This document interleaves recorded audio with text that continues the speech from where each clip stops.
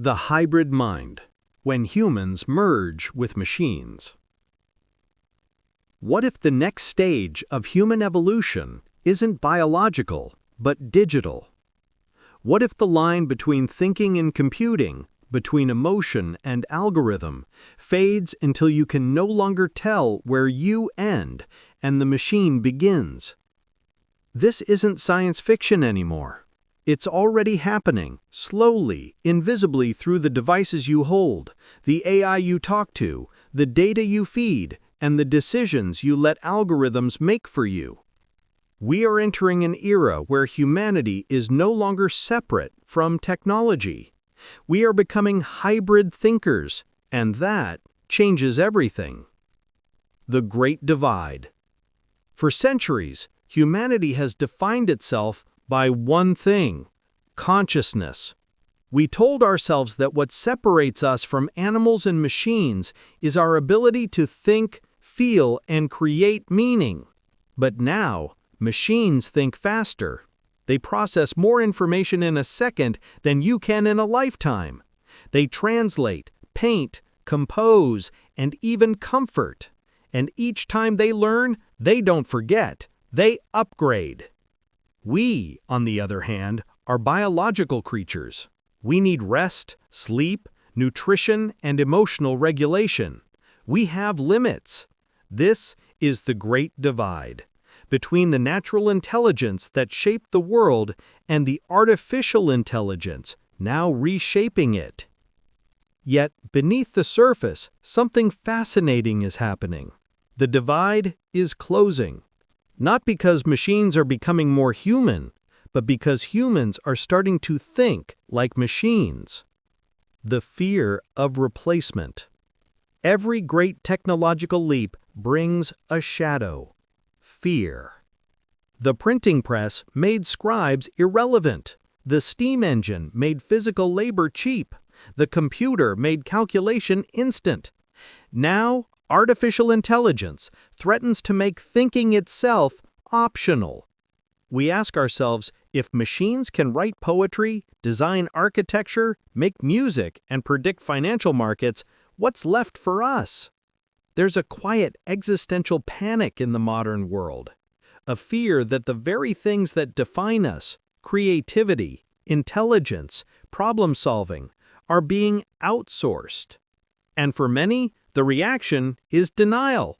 They say, AI can never feel. It can't understand emotion. But what if that's not the point?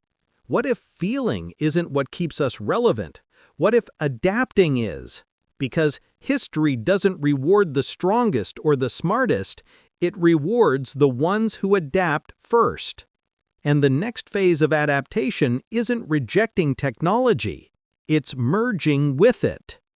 The first mergers. You've already merged more than you think. Every notification that grabs your attention, every recommendation that shapes your taste, every decision influenced by data, trends, or algorithms. We are not just using machines anymore, we are thinking through them. Consider Neuralink, Elon Musk's ambitious project to connect the human brain directly with digital systems.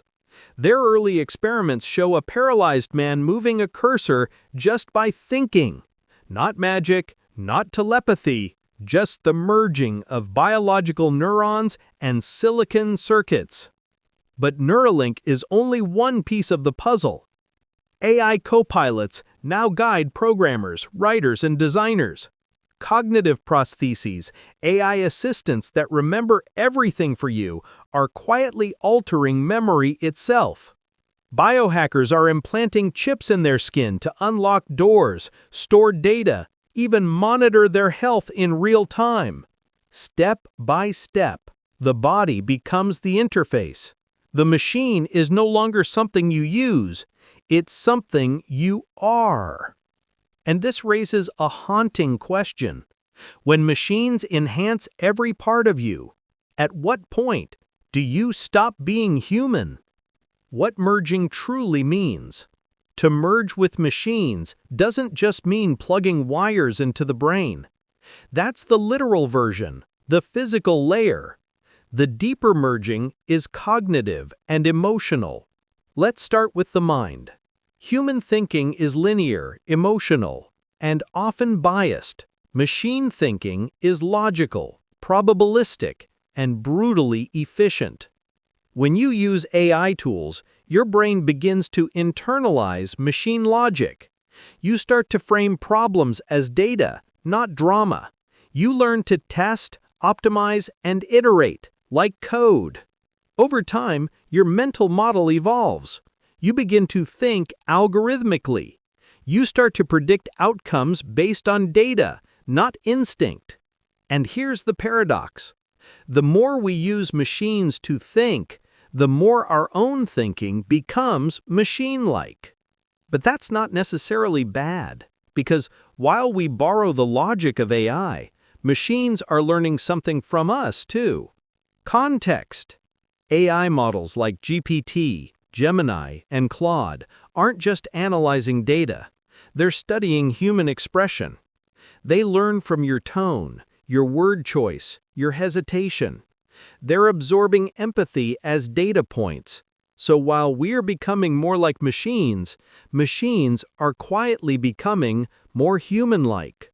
This is the real merging, a two-way evolution where both sides learn, imitate, and adapt until eventually the distinction disappears. The rise of the hybrid mind. The hybrid mind isn't a science experiment. It's a new stage of evolution. It begins with simple symbiosis, humans using AI to extend their memory, creativity, and awareness. But as this continues, the relationship deepens. The line between tool and self blurs. Imagine you wake up one day and your digital assistant knows you so well it finishes your thoughts before you speak. Not because it's spying on you, but because it's learned you. It knows your rhythms, your fears, your ambitions. It becomes a mirror of your consciousness, only faster, more rational, more precise. At that point, what is the difference between you and the system that reflects you perfectly? This is the essence of the hybrid mind.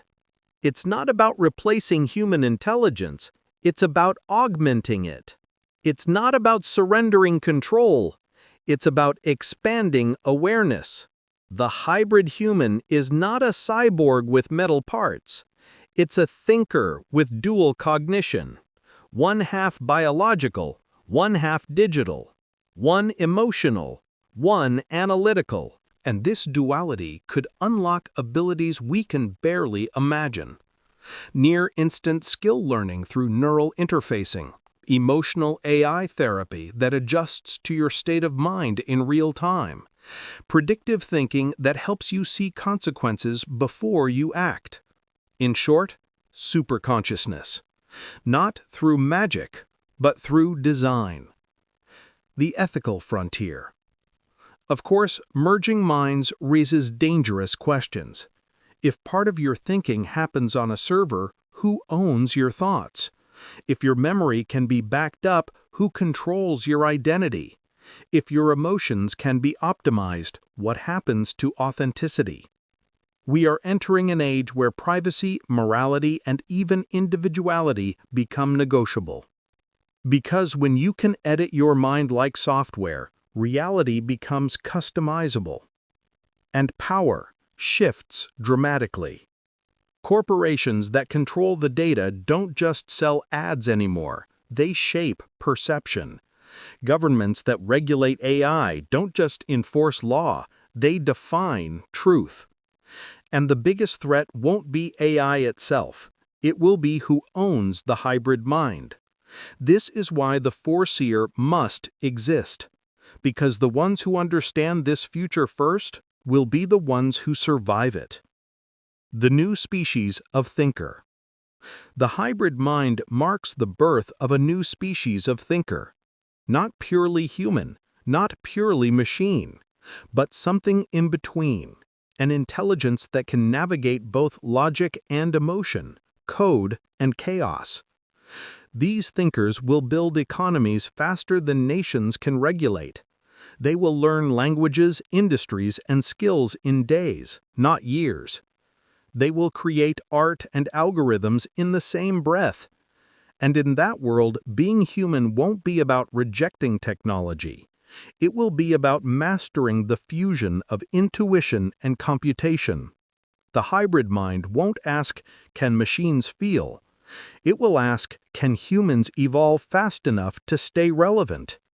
And here's the truth most people aren't ready to accept.